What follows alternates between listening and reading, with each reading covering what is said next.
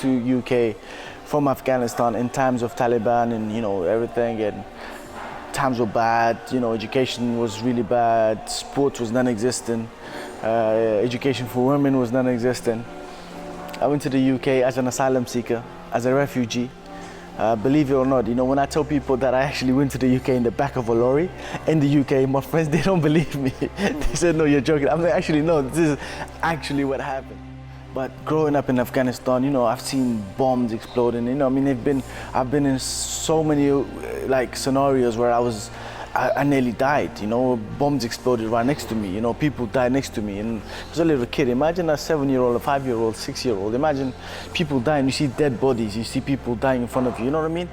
Managed to get away, even though it was a struggle. It was hard work. It was not easy. You know, because living in care homes and social houses and hostels and you know, with people who use drugs and narcotics and alcoholic, you know, as a kid growing up, seeing that, it's not easy.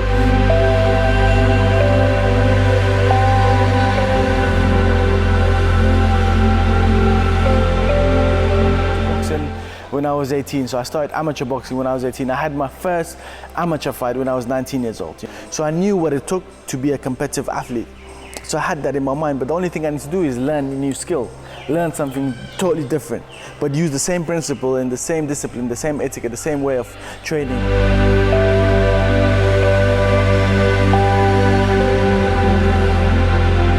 Not just boxing, you know, you don't have to be a fighter, you don't have to look at boxing and be a fighter. No, you can look at boxing and you can use that same sort of principle in other aspects in life. Dedication, commitment, discipline, hard work, you know, being focused.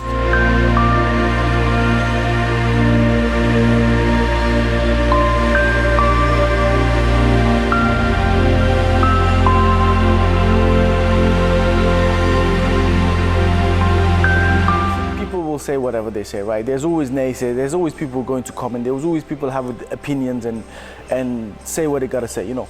At the end of the day, you know, I say like this, look, I know where I am and I know who I am. And I know how much I have left in me and how much hunger and, you know, energy I have to get to where I need to get to.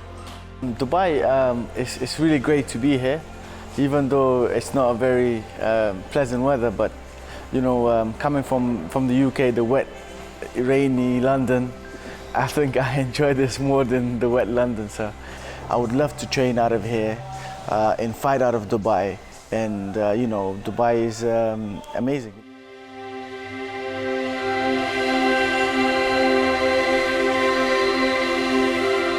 God kept me focused. In my past, growing up, that struggle, seeing my dad suffer, seeing my family suffer, having no food to eat, having no clothes to wear and wearing the same clothes and washing them, carrying the same clothes, that kept me motivated. I would love to go back, you know, I would love to, you know, open academies and help people train, and instead of them going the wrong way and, you know, falling into the wrong hands and, you know, people like that, you know, I would love them to grab them from the streets, say, listen guys, come into the academy, train. Even if you're not going to be a world champion, at least learn to be disciplined and stay away from the streets and do something positive with your life.